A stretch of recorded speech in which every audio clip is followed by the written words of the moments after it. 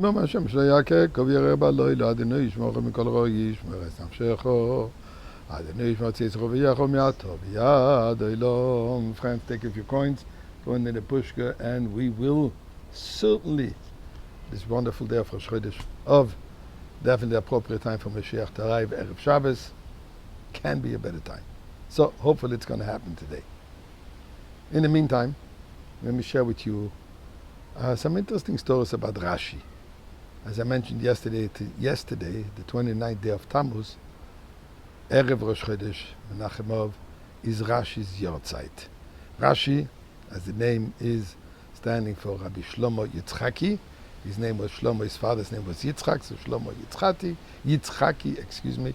But it also stands for Rabbon Shel Yisrael, an abbreviation of Reish Shin Yud, Rabbon, the teacher Shel Yisrael, of the entire Jewish community, because indeed his commentary on Chumash, on Tanakh for that matter, on the entire Torah, Nevi'im Ksuvim, the entire Talmud, Mishnais, and so on and so forth, is the basic, fundamental, major teaching of Torah. And he's the teacher, Rabbon Shel Yisrael, the teacher of all of the Jewish people. Rashi was born in the year 4800. Different opinions. Some say he was born in the city of Worms, which is Germany, I think. And others say he was born in Troyes, which is in France. He certainly lived in Troyes.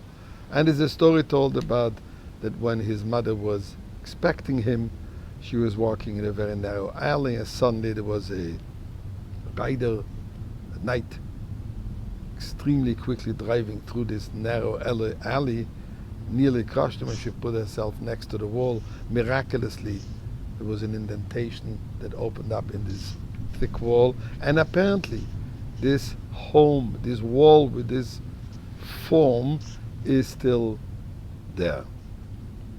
There's a very beautiful story about the birth of Rashi in itself.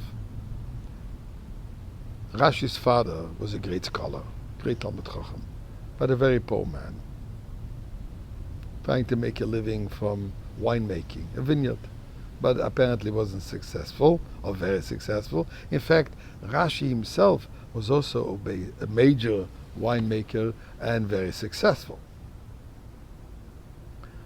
We have names of wine today called Rashi wine. The story goes that one day Rabbi Yitzchak, that is Rashi's father, found a precious stone, diamond. And he says, Baruch Hashem, this will help me get out of my misery and we'll be able to start living a normal life. When he started presenting it to dealers who might be interested, the only one that he found out would be interested would be the local priest that would like to enter it into some kind of a ornament within the Christian structure. Hearing this, he realized that he has to act quickly. He did not want to benefit from anything that has to do with idol worshipping.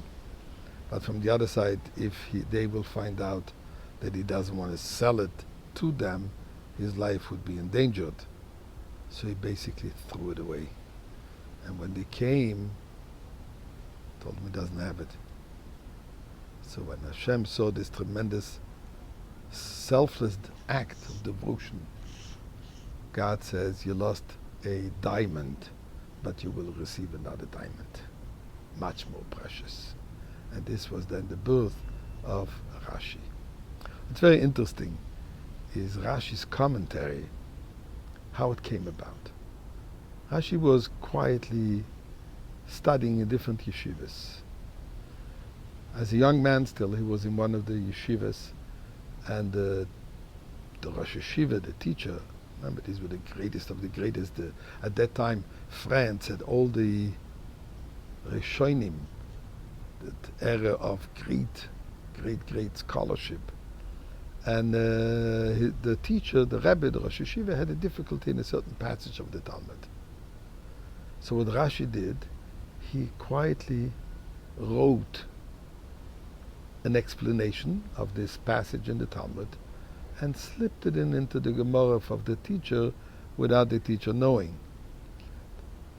Next day, apparently, when the teacher saw that commentary, he was pleasantly surprised about this clarity of explanation of the Talmud, but nobody ever found out what it is. And this is how Rashi went from place to place and did that. Eventually, when he saw how necessary is his commentary, he decided to publish it into a complete book. And as we said, throughout the entire Torah is his explanation. We know to what extent the Rebbe developed a whole system in explaining those Rashis. Eibishter would be so beautiful to sit in the Beis Hamikdash with Mashiach, with Rashi there, and celebrating the ultimate depth of understanding of Torah. Good Shabbos, a good Chodesh.